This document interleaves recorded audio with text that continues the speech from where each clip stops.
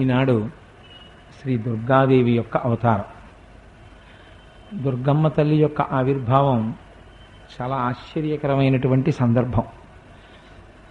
ఆవిడ వెలిసినటువంటి క్షేత్రానికి విజయవాడ అంటే ఇప్పుడు మనం విజయవాడ అంటున్నాం, కానీ యథార్థమునకు దానికి పురాణాల్లో విజయవాటిక అని పిలిచేవారు. ఎందుచేత అంటే ఒకానొకప్పుడు శుంభ నిశుంభులు అనేటటువంటి ఇద్దరు రాక్షసులు బయలుదేరి వాళ్ళిద్దరూ చతుర్ముఖ బ్రహ్మగారి గురించి అద్భుతమైన తపస్సు చేశారు. హంసవాహనారూఢుడై బ్రహ్మగారు ప్రత్యక్షమయ్యారు. ఏమి కావాలని అడిగారు. రాక్షసులందరూ ఏది అడుగుతారో అదే అడిగారు వాళ్ళు కూడా. అయా మేము చచ్చిపోకూడదు అంటే బ్రహ్మగారు అన్నారు, జాతస్య హి ధ్రువో మృత్యు ధ్రువం జన్మమృతస్య చ. పుట్టినవాడు చచ్చిపోక తప్పదు, చచ్చిపోయినవాడు మళ్ళీ పుట్టక తప్పదు. అందుకని ఇంకొక మాట ఏదైనా అడుగు, పంచభూతములలోంచి వచ్చినటువంటి శరీరము మళ్ళీ పంచభూతములలోకి వెళ్ళిపోవలసింది. అందుకని ఇంకొకటి ఏదైనా అడగండి అన్నాడు. అంటే వాళ్ళన్నారు, మేము దేవతల్ని జయించాలి, దానితో పాటుగా ఈ చరాచర ప్రపంచంలో ఉండేటటువంటి ఏ జాతి వలనైనా సరే, పక్షులవచ్చు, మృగాలవచ్చు, ఏదైనా అవచ్చు, అందులో పురుష జాతి చేత మాత్రము మాకు అపకారము జరగకూడదు. మా ప్రాణములు ఏ జాతిలో ఉన్నటువంటి పురుషులు కూడా తీయడానికి సమర్థులు కాకూడదు. ఎందుకు అలా అడగడం అంటే వాళ్ళకు ఒక అహంకారం. పురుషుడే చెయ్యలేని పని అబల ఒక స్త్రీ చెయ్యగలదా? మగవాళ్లే మమ్మల్ని చంపలేకపోతే ఒక ఆడది ఎక్కడ చంపుతుంది అని ఆడదాని పట్ల చులకన భావన. అందుకని స్త్రీతో మాకేం బెంగలేదు, కానీ పురుషుల వలన మాకు ప్రమాదం రాకుండా వరమిమ్మని అడిగారు. తప్పకుండా అలాగే అని బ్రహ్మగారు వెళ్ళిపోయారు. ఇంకేముంది, ఇంకక్కడి నుంచి ప్రారంభం. దేవలోకం మీదకి వెళ్ళారు. వెంటనే ఆ దేవేంద్రుణ్ణి పదవిలోంచి తొలగించారు, అమరావతిని ఆక్రమించారు, సమస్త భోగాల్ని అనుభవిస్తున్నారు. అక్కడ వరకు అయితే కొంతవరకు పర్వాలేదేమో, కానీ వాళ్ళు వెంటనే ఎవరి జోలికి ఎడతారంటే మహర్షుల జోలికి ఎడతారు, మునుల జోలికి ఎడతారు, భగవంతుణ్ణి నమ్ముకున్న వాళ్ళ జోలికి ఎడతారు, వాళ్ళని నానా ఇబ్బందులు పెడతారు.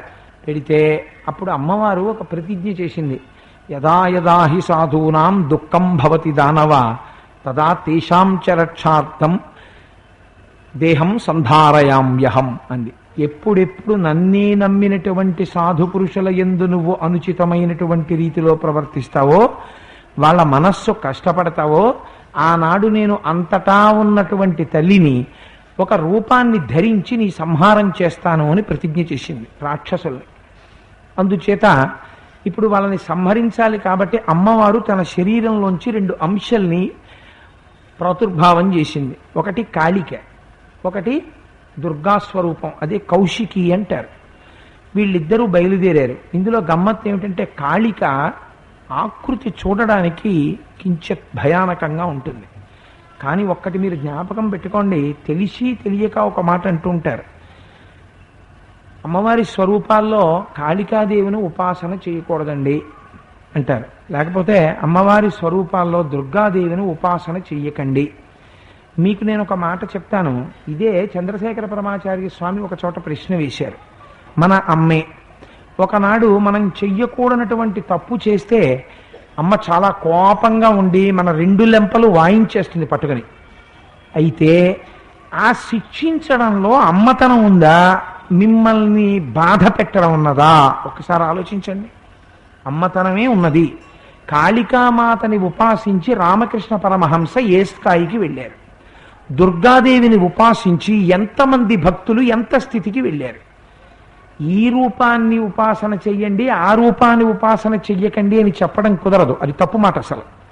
కాకపోతే సాధారణంగా మనకి మూర్తి కొంచెం ప్రసన్నమైనటువంటి మూర్తి అయితే మన మనస్సు భయం లేకుండా తొందరగా అక్కడ లగ్నం అవుతుంది. అందుచేత లలితోపాసనం అనేటటువంటిది తేలికైన మార్గం కాబట్టి చెప్పారు తప్ప కాళికామాత ఉపాసనంలో ఏ విధమైనటువంటి దోషము లేదు. కాళికామాతని ఉపాసన చేస్తే ఆ తల్లి ఏదైనా ఇవ్వగలదు, అంత శక్తివంతురాలు ఆవిడ. అంతటి నల్లటి శరీరంతో కదిలి నడిచి వెడుతూ ఉంటే ఒంట్లోంచి మసి పడుతోందేమో అన్నంత నల్లటి రూపంతో కాళిక వచ్చింది. అంత అందమైన రూపంతో కౌశికి వచ్చింది. వీళ్ళిద్దరూ బయలుదేరి వెళ్ళారు. అదే విజయవాటిక ప్రాంతము అంటారు పెద్దలు. అక్కడికి వెళ్ళేటప్పటికీ శుంభ నిశుంభుల యొక్క మంత్రులు చూశారు. మా ప్రభువులు యవ్వనంలో ఉన్నారు, వాళ్ళకి ఇంకా వివాహం కాలేదు, ఇలాంటి పిల్లని పెళ్లి చేసుకుంటే బాగుంటుంది అనుకున్నారు. అనుకుని ఈ మాట వెళ్ళి వాళ్ళ రాజులకి చెప్పారు, శుంభులకి అన్నదమ్ములకి. చెప్తే వాళ్ళు రాయబారం పంపించారు అమ్మవారికి, నిన్ను వివాహం చేసుకుంటామంటే తల్లి తిరస్కరించింది. అధముడా, నిన్ను సంహరించడానికి వచ్చిన స్వరూపం రా ఇది, నన్ను వివాహం చేసుకోవడం ఏమిటి? నేను ఎప్పుడూ కూడా పరమశివుని యొక్క ఇల్లాలిని, నీకు ఈ రహస్యం అర్థం కాదు. ఇది అబ్బో పెద్ద యుద్ధం జరిగింది.